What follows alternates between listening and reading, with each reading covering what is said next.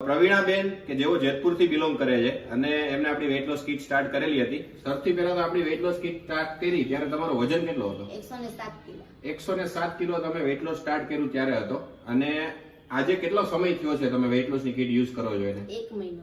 1 મહિનો એમને કમ્પ્લીટ થયો છે, બરાબર. અને આ 1 મહિના દરમિયાન તમને શું શું ફેરફાર થયેલા છે? કિલોની અંદર, ઇંચની અંદર કઈ ફેરફાર થયો, બીજા શરીરમાં ફાયદાઓ થયા છે, એ તમે થોડું જણાવજો. 5 થી 6 કિલો જેટલો વેટ ઓછો થયો છે અને 2.5 થી 3 જેટલો ઇંચમાં ફેરફાર થયો છે.